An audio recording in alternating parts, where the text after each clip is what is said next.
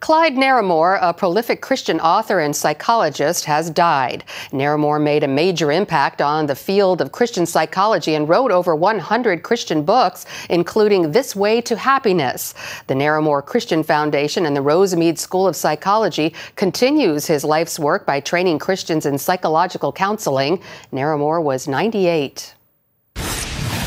Coming up, abortion's many victims, how the pain of abortion ripples through society, and why there's even a connection to America's prisons.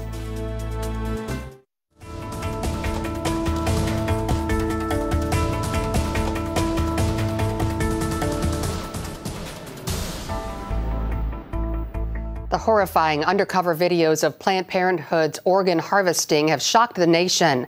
America's biggest abortion provider is profiting from the unborn bodies of their tiny victims. But there are also some other unseen victims behind abortion. Earlier this year, Paul Strand met up with pro-life leaders who launched an effort to focus on abortion's broad and painful impact. Abortion has certainly created 56 million victims, the children, but the reverberations from it go out way beyond that.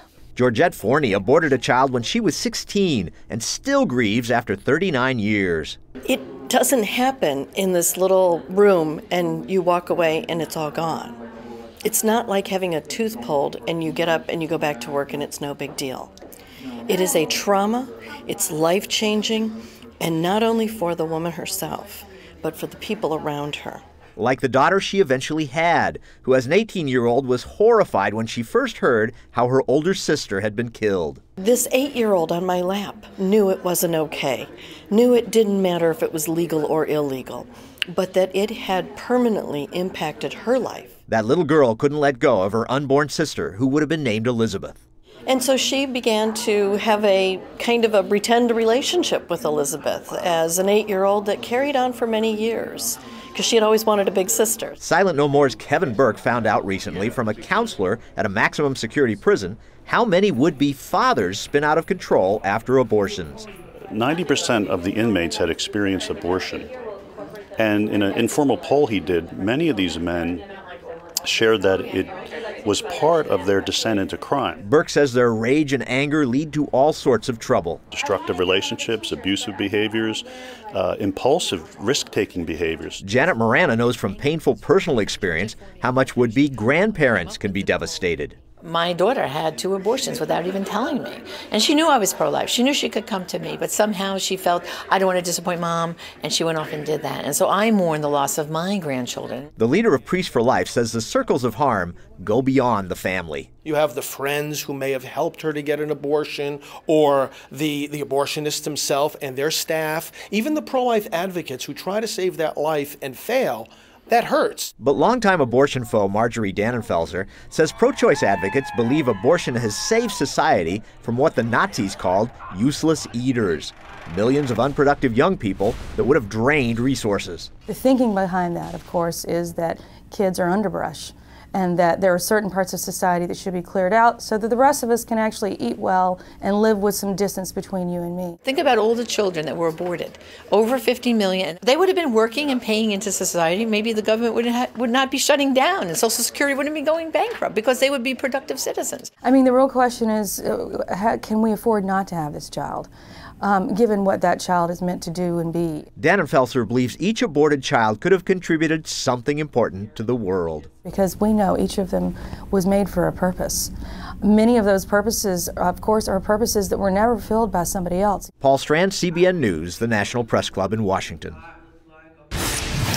Up next, scientists who can tell how you think by looking at your fingertips. Hear more about this groundbreaking research and how it could help you.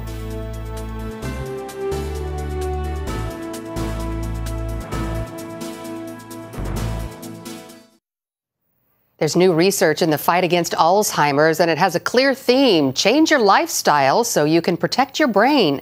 Regardless of possible progress on new experimental drugs, there are some basic everyday steps people can take to keep their brains healthy as they get older. They include getting better sleep, exercising your brain through activities like crossword puzzles or music lessons, staying active because what's good for the heart is good for the brain, keeping up your mental health, avoiding problems like loneliness and stress, and eating healthy with a diet high in fruits and vegetables and lower in fat and sugar. That's good for your arteries and keeps blood flowing to your brain. What if a simple test could tell the areas a child will excel in from the day he is born? Sounds like science fiction, but one doctor has developed such a test. And as Angela Zatopek explains, it all starts with the fingertips. What if you were given a blueprint of your mind, a map showing how you learn and where you might excel? Based on Harvard professor Howard Gardner's research in the theory of multiple intelligence, developers formed a testing system called the Innate Intellect Evaluation. Here's how the process works. I capture your fingerprints. Within 24 to 36 hours, I have a 36-page report that not only identifies the 8 intellects identified by Dr. Howard Gardner, but also gives you exactly how that person processes. How do they take in information? Do they do it visually, auditorily, or kinesthetically? This type of testing can also be a tool for parents to use. By understanding how your child learns and what environments they flourish in, then you can take that information and identify areas that might need extra attention or where the child excels. Here are just a few of those areas. Logical mathematical learners use categorizing and think about things in patterns, relationships, and numbers. Musical rhythmic learners use rhythm or melody, especially by singing or listening to music while learning. Our unique designs in our fingers are connected to specific lobes of the brain, determining how we learn and process information. God made a mimeograph, a copy, a ditto. Each one of these prints on your finger is the exact map of the brain lobe that it's connected to. 5 fingers, 5 lobes. With curiosity getting the best of me, I wanted to see exactly how my brain works and my learning style. So Angela, great news. We got your report back. Our scientists sped it up. The bad news, it's much worse than we thought. Your visual lobes are off the chart. How things look, colors, does it match?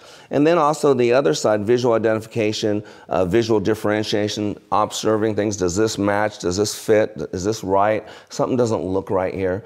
You are gifted in both of those areas. Currently, 2.4 million students are diagnosed with a learning disability. That makes up 41% of our student population. Through this new testing, Black says if you understand how the brain works, you can then remove the learning disability and simply find what is the child's learning style. Think about our education system. You know we're falling behind. We're falling behind the math, the sciences, all that. So what are we doing wrong? The rest of the world is teaching the way people learn. We're working to get people out of the old way of thinking. The testing results show 8 different learning styles that you can possess. For more information on those or how to get the testing, visit cbnnews.com. I'm Angela Zatopek, CBN News. Fascinating test. Well, coming up next, we'll tell you about a fascinating archaeological find in Jamestown, Virginia. Stay with us.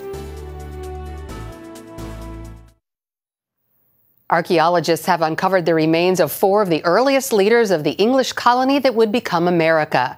They were buried for more than 400 years near the altar of what was America's first Protestant church in Jamestown, Virginia. The team identified the remains of the 4 men, including Reverend Robert Hunt, the first Anglican minister of Jamestown. We did find skeletal remains within 4 burials. We could tell that right away that in 2 of them, the head of the person was buried facing towards the east, or on the east end of the burial. And that's traditionally reserved for clergymen. And historian James Horn, the president of the Jamestown Rediscovery Foundation, said, "What we have discovered here in the earliest English church in America are 4 of the first leaders of America. There's nothing like it anywhere else in this country." Superbook is now airing on Bible TV, Germany's largest Christian channel. 2 episodes air each weekend. reaching children throughout Germany, Austria, Switzerland, and other neighboring European nations. Viewers can also connect with Superbook on Facebook and the Superbook website, where they can play games, learn more about God, and discover Bible stories in an exciting and fun way. You can find out more about what CBN is doing around the world by logging on to cbn.com/international.